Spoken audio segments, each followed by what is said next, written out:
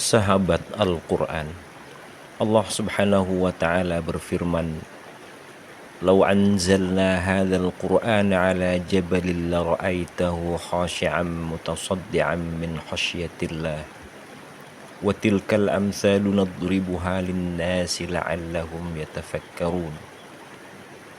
Artinya, andai Al-Quran ini kami turunkan di atas gunung, kamu Muhammad pasti menyaksikan gunung itu tunduk dan pecah berkeping-keping karena takut kepada Allah. Perumpamaan itu kami buat untuk manusia agar mereka mau berfikir. Al-Quran Surah Al-Hasyr ayat 21. Saat menafsirkan ayat ini, Imam At-Tabari menyatakan, Allah yang Maha Agung berfirman, andai kami menurunkan Al-Quran kepada sebuah gunung, sementara gunung itu berupa sekumpulan bebatuan, pasti engkau akan melihat, wahai Muhammad, gunung itu sangat takut. Gunung itu tunduk dan terpecah belah karena begitu takutnya kepada Allah, meskipun gunung itu bebatuan amat keras. Tidak lain karena gunung tersebut sangat khawatir, tidak sanggup menunaikan hak-hak Allah yang diwajibkan atas dirinya, yakni mengagungkan Al-Quran. At-Tabari dalam Jami' Al-Bayan fi Ta'wil Al-Quran. Adapun Imam Al-Baydawi menafsirkan ayat ini dengan menyatakan, andai kami Allah subhanahu wa ta'ala menciptakan akal dan perasaan pada gunung sebagaimana yang telah kami ciptakan pada diri manusia, kemudian kami menurunkan Al-Quran di atasnya dengan konsekuensi pahala dan siksa, sungguh gunung itu akan tunduk, patuh, dan hancur berkeping-keping karena takut kepada Allah subhanahu wa ta'ala. Ayat ini merupakan gambaran betapa besarnya kehebatan dan pengaruh Al-Quran. Al-Baydawi dalam Anwar At-Tanzil wa Asrarut Ta'wil. Karena itulah, menurut Abu Hayyan Al-Andalusi, ayat ini merupakan celaan kepada manusia yang keras hati dan perasaannya tidak terpengaruh sedikit pun oleh Al-Quran. Padahal jika gunung yang tegak dan kokoh saja pasti tunduk dan patuh pada Al-Quran, sejatinya manusia lebih layak untuk tunduk dan patuh kepada Al-Quran. Abu Hayyan Al-Andalusi dalam Bahr Al-Muhit. Sayang, apa yang dinyatakan oleh Abu Hayyan Al-Andalusi ini justru banyak terjadi saat ini. Banyak manusia tidak tunduk dan patuh pada Al-Quran. Banyak manusia yang bahkan tidak bergetar saat Al-Quran dibacakan. Boleh jadi hal itu karena banyak hati manusia yang sudah mengeras, bahkan lebih keras dari batu. Tak sedikit pun terpengaruh oleh bacaan Al-Quran, apalagi tergerak untuk mengamalkan isinya dan menerapkan hukum-hukumnya, yakni syariah Islam. Bahkan saat ini ada yang mengaitkan upaya penegakan syariah Islam dengan radikalisme atau menuding syariah Islam tidak lagi cocok dengan zaman modern. Padahal setiap tahun acara Nuzulul Quran atau peristiwa turunnya Al-Quran diperingati. Bahkan setiap hari mungkin Al-Quran sering dibaca atau diperdengarkan. Jika demikian keadaannya, Allah subhanahu wa ta'ala sungguh telah mengingatkan kita. A'udzubillahi minasyaitonirrajim. Afala yatadabbaruna al-Qur'ana am 'ala qulubin aqfaluha. Artinya, tidakkah mereka memperhatikan Al-Quran ataukah hati mereka telah terkunci? Al-Quran Surah Muhammad ayat 24.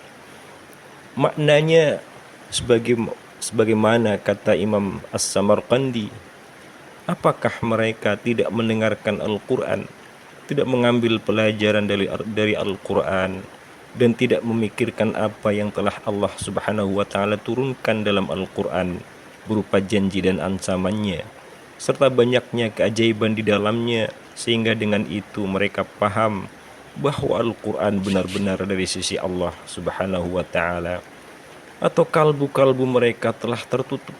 As-Samarqandi dalam Bahr Al-Ulum. Berkaitan dengan itu, Anas bin Malik tegas berkata, rubbata lil Qur'ani wal Qur'anu yal'anuhu. Boleh jadi membaca Al-Quran justru dilaknat oleh Al-Quran. Al-Ghazali dalam Ihya Ulumuddin. Ini adalah peringatan keras kepada seorang muslim yang suka membaca Al-Quran tetapi tidak mengamalkan isinya.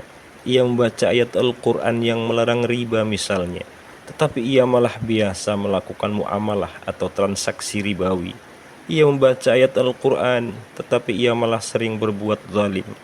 Sebaliknya, ia membaca Al-Quran yang memerintahkan untuk mengamalkan dan menerapkan semua syariahnya secara kafah, tetapi ia malah mengambil syariah lain dalam tanda kutip yang notabene buatan manusia, sebagaimana terjadi dalam sistem sekuler hari ini. Pada saat demikian, di akhirat nanti Al-Quran tidak akan membela pembacanya, tetapi malah akan mendakwa pembacanya. Demikian sebagaimana sabda Rasulullah SAW, "Wal Qur'anu hujjatul laka aw 'alaika." Al-Quran bisa menjadi pembela bagimu atau pendakwa atas dirimu. Hadis riwayat Muslim. Menurut Imam An-Nawawi dalam Syarah An-Nawawi ala Muslim, hadis di atas bermakna Al-Quran hanya akan bermanfaat saat dibaca dan diamalkan isinya. Jika tidak, Al-Quran hanya akan mendakwa, bukan membela pembacanya. Karena itu penting bagi kita untuk selalu berusaha agar Al-Quran kelak memberikan syafaat atau pertolongan kepada kita, bukan malah mencelakai diri kita. Masalahnya, syafaat Al-Quran tidak diberikan kepada semua orang. Syafaat Al-Quran hanya diberikan kepada para sahabat Al-Quran. Rasulullah SAW bersabda, "Iqra'ul Qur'ana fa innahu ya'ti yawmal qiyamati syafi'an li ashabih." Bacalah oleh kamu Al-Quran, karena sungguh Al-Quran itu datang pada hari kiamat nanti menjadi syafaat bagi para sahabatnya. Hadis riwayat Muslim. Siapa sahabat Al-Quran? Tentu bukan orang yang sekadar membaca Al-Quran sekali-kali, bukan pula orang yang sering membaca Al-Quran tetapi tidak mengamalkan isinya, bukan pula orang yang sering membaca Al-Quran dan mengamalkan isinya tetapi tidak konsisten atau istiqomah di dalamnya. Singkatnya, sahabat Al-Quran adalah orang yang sangat dekat dan selalu akrab dengan Al-Quran, yang selalu menyatu dengan Al-Quran. Dengan itu, antara dirinya dengan Al-Quran tidak bisa dipisahkan. Bahkan kesehariannya, jati dirinya mencerminkan jati diri Al-Quran.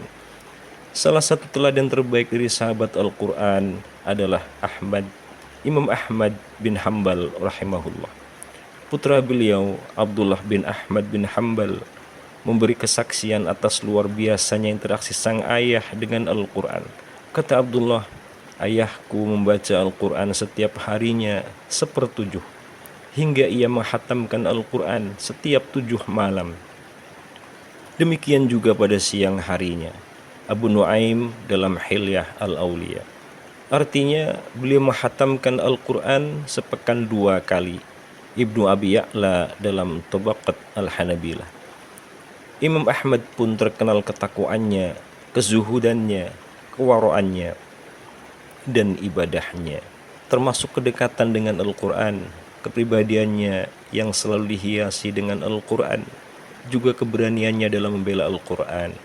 Karena itu beliau layak disebut sebagai sahabat Al-Quran. Semoga kita pun menjadi sahabat Al-Quran. Dengan itu kelak di akhirat kita layak mendapatkan syafaat Al-Quran. Amin ya rabbal alamin. Wa ma taufiqi illa billah.